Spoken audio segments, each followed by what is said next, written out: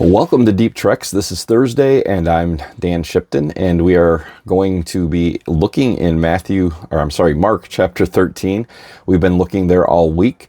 I want us to go down further in the passage, and Jesus is comparing the end times, and he says it's like a fig tree. And he tells us, as you look at the fig tree in the summer, and you see its leaves come out, and you see that it's, kind of coming to life, then you know summer's coming. And he says in the same way, you're going to recognize the Son of Man. Now, if you go over to the passage in Luke, when he gives his passage in Luke 22, he uses words beforehand, and he says things like, you will see that there will be strange weather events, strange tides and strange winds and waters rising. And I think one of the things I think we forget sometimes when it comes to looking at prophecy is that prophecy, as we've looked at it already this week, Jesus has said that we're just supposed to be ready. We don't know the day or the hour. We don't know when things are going to happen. Well, part of that is that people often like to put days and times and dates onto things. And the reality is Jesus is reminding us in the fig tree, and when he's talking about weather events, that these are kind of like these agricultural things, these natural things. Fishermen know by the weather what days are going to be better days to go out and go fishing. I know when I go out and plant my crops, that they're going to grow at some point, and I'm going to go out and pick them. But I pick up a package of tomato seeds, and I start them, or as I often do, I have my father start them. He's a little better about getting things started than I am, plus I don't have the right kind of light at the house we're living in. But in the reality, it says on the package something like 95 or 125 days, and it'll be mature. Now, it's talking about a plant that can produce. Does that mean I'm going to be able to mark on my calendar 100 days, 125 days, whatever it says on the back of the package, and I'm going to go out there and for sure I'm going to be able to pick a tomato plant? No, absolutely not. Many crops have all these guarantees built into them today, and yet it's still a lot of walking out to the field. I mean, when I was living in Illinois, I watched farmers who would still walk the fields, because you don't just go out and say, on September 25th, I'm going to go, get my harvester out and I'm going to go pick the crops. You don't know when for sure it's going to happen, because you have to go out and make sure it's ready.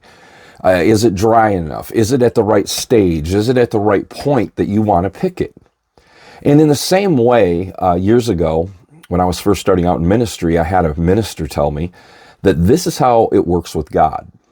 And so as I was looking at things today, and I was thinking about the fig tree example that's in that scripture that we're looking at, and I was thinking about how Jesus kind of uses that idea, and then he also talks about the weather events that we can recognize. And he basically ends it the same way we've been talking about all week, and he's basically saying, be ready, because once you see all these signs, then he will return in the clouds. Then he will return. In other words, the Son of God is coming back again. Then he will come back.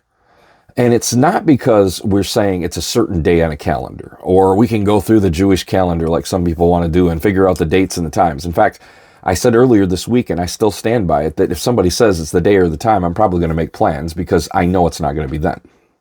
More than likely, they're wrong, because humans have no clear, perfect ability. In fact, Scripture tells us that only God the Father knows. And as I thought about that, I thought about this study for today, and I thought, what better way to say, than the gardener knows when the end time is. God is the gardener. He knows when the time is ripe for him to come. And that's what I mean. I mean ripe, not right. It's ripe, because like crops, everything's got to fall into place. Everything's got to be there. And a lot of events and things in the world are going to be allowed to take place because that's the plan of God. And he's going to come when he sees things just so. And that's one of the unique things about God is he doesn't give us the perfect answer. Because if he did, this is one of the struggles that people have with faith is you have to step out and believe. You have to step out and trust God is in control. And that's hard for some of us to do. But that's what it ultimately requires is we have to trust God. We have to believe in him. And so today, as we are wrapping up on this part of our study, on the figs, and thinking about this agricultural thing, I want you to think about the fact that the gardener is in control and he'll know, God will know when it's the time and when it's ripe for him to come and pick his people back up. And all we can do is be ready and help one another to be ready as we trek this journey of life.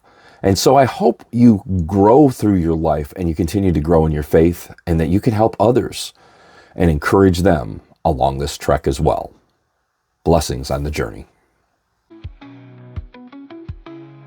That's today's Devo on Deep Treks. No matter how deep the questions or dark the doubts, there's always a path forward. Reach out at deeptreks.com with prayer needs or topics you'd like us to explore. Keep trekking. Renewal is never far away. Be blessed on the journey and bless others along the way.